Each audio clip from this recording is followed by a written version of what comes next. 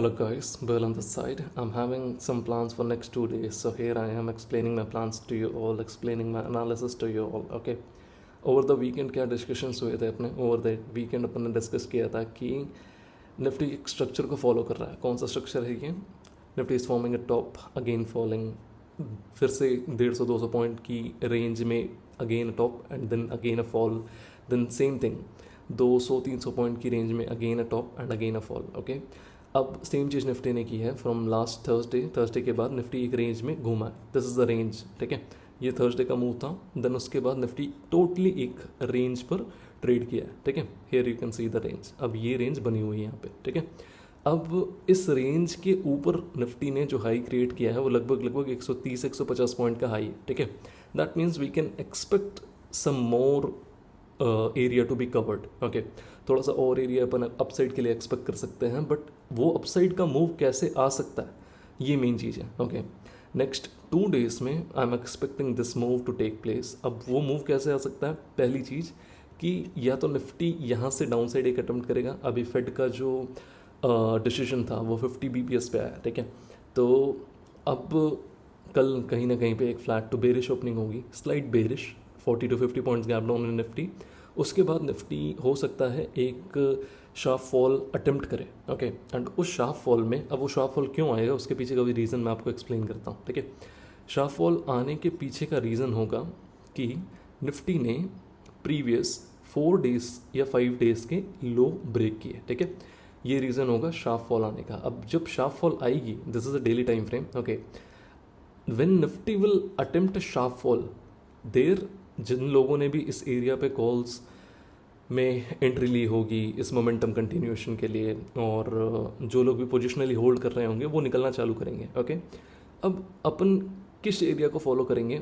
We will be waiting for a good area to buy. Okay, अब ये जो momentum दिख रही है आपको, ठीक है, ये जो मोमेंटम आई है, अब इस मोमेंटम को ही we will be following. Okay, आप अगर मॉर्निंग में इन लोस के बाद कोई डाउन साइड का ट्रेड बनाना चाहते हैं तो बना सकते हैं. The target will be the Fibonacci retracement area. Okay, Fibonacci का जो रिट्रेसमेंट एरिया होगा वो अपना टारगेट होगा. Now I am taking you to the 15 minute time frame and यहाँ पे थोड़ा समझते हैं. ठीक है, ये रेंज कितने दिन की है? ये पिछले 4 से 5 दिन की रेंज है.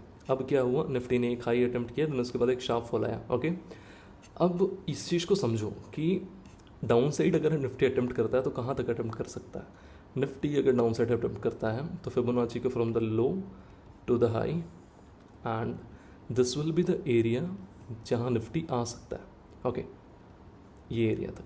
ठीक है, अब यहाँ से I am expecting this trend to continue. यहाँ पे बहुत अच्छा स्पेस मिल रहा है आपको डाउन साइड के लिए. कितने पॉइंट का स्पेस है? लगभग 150-160 पॉइंट का रेंज है. और अगर निफ्टी थोड़ा सा और डाउन साइड आता है तो 618% एरिया तक आता है, तो लगभग 200 पॉइंट का रेंज है. ओके, दैट मीन्स अगर आप डाउन साइड के लिए प्ले करना चाहते हो तो आप 4 डे के नेक्स्ट लास्ट 5 डे के लो के नीचे शॉर्ट करोगे और टारगेट क्या रखोगे? फिबोनाची का एरिया. अब यहाँ जैसे ही मार्केट आएगा you will be covering your shorts, यहाँ पे अपने शॉर्ट्स कवर करोगे and you will be targeting the next swing high, जो कि स्विंग हाई कौन सा है? ये है. ठीक है, because as per my analysis I am expecting a top on 20th. ठीक है, 20 तारीख को मैं एक टॉप एक्सपेक्ट कर रहा हूँ.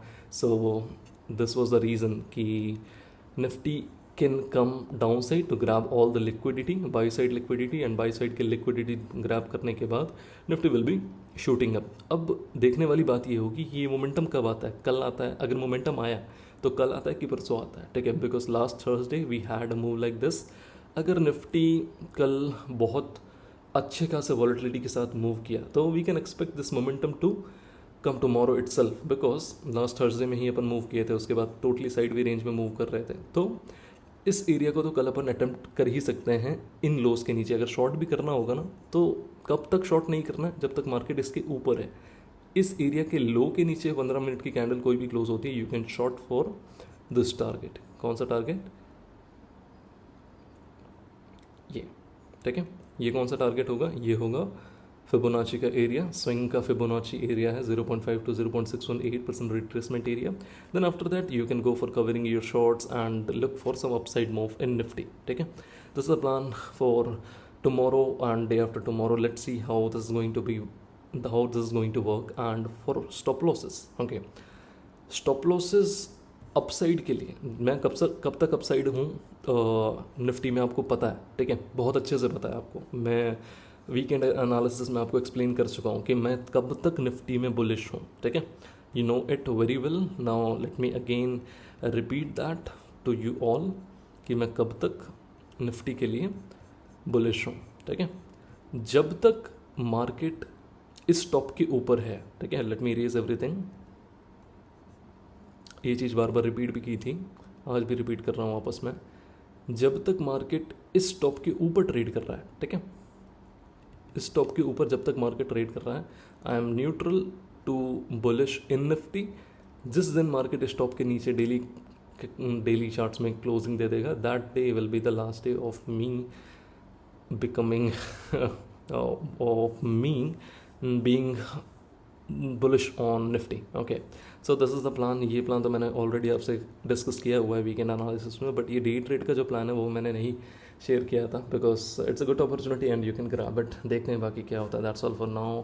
सो yeah, good morning to all. I am going to sleep because मैं थोड़ा देर होगा, अभी 4 साढ़े 4 बजेंगे, तो या मैं शायद टाइम से उठ ना पाऊँ। That's the reason I am uploading it now. Okay, catch you tomorrow. Video को 2-3 बार देखो तो you will get to understand कि मैंने क्या समझाया, ठीक है। Bye bye and have a great day ahead guys, bye.